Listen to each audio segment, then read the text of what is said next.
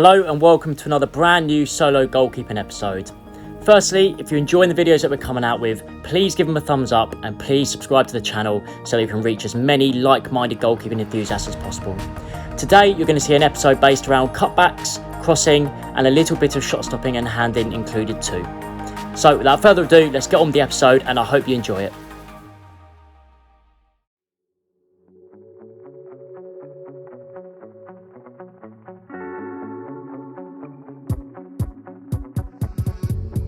To kick off the video, what you're going to see is some very basic activation work for handling, cutbacks and high balls.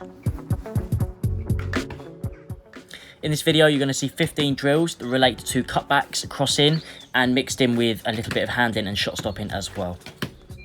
So just to kick off, we're working on some of the key movements that would relate to dealing with a cutback and dealing with high balls. We're just getting used to recovering from the line of our post for the cutback and also getting used to dealing with the high ball in terms of taking off the correct leg and also trying to claim the ball at the highest point that is possible. As with all the solo goalkeeping episodes that we've recorded so far, make the most of the space that you have available and also the equipment that you have to hand. In this one, you're going to see the rebounder being used. I'm just throwing a few mannequins in that I use normally. And you'll also see a patio slab used as an extra rebounder.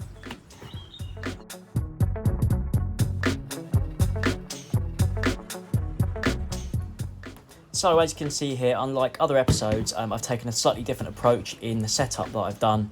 I've gone with 2 rebound options today, which, depending on your own personal situation and your own space that you have, you may have a server, you may have a rebound, you may have a wall. So again, this is entirely down to your own creativity and how you'd like to adapt certain practices.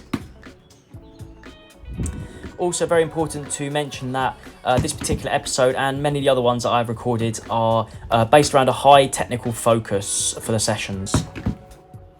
We're putting a big premium on trying to get the correct movements and the correct shape around the goal. So in particular, when we're dealing with cutbacks now, as you can see through the various progressions, the position we take up on the post in relevance to where the ball is coming back from. So you can see where the patio slab is positioned. My heel should be level with the post, if not just slightly in front, so that I can deal with anything just coming inside the post. And I'm also in a good position to cut out the ball coming across me to the side. Your position in relation to the post may change depending on the situation that you find yourself in a game. It's also very important to focus on your recovery line. The recovery line you take should be the quickest route to the goal in terms of where the ball is and in terms of what you're dealing with in front of you in a match.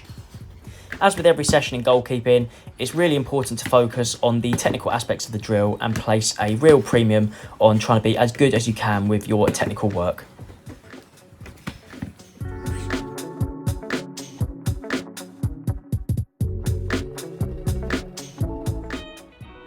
In the next phase of the session, you're going to see part 3 here, which is dealing with the high ball.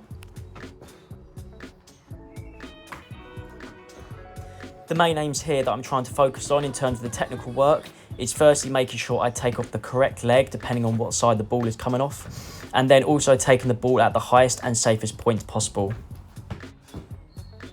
The practice here you can see are all quite basic and very easy to do in your own environment depending on what you have available, such as what we said earlier with having a rebounder or maybe having a wall or a server. The aim of the game here was to show dealing with a high ball from central areas, from deep areas and then from slightly more angled areas, which you can see now on the screen. As with cutbacks here, it's important to also focus on your positioning in the goal, so making sure you're taking up a position relative to where you'd be in a game for a cross, which is slightly deeper in the goal towards the middle.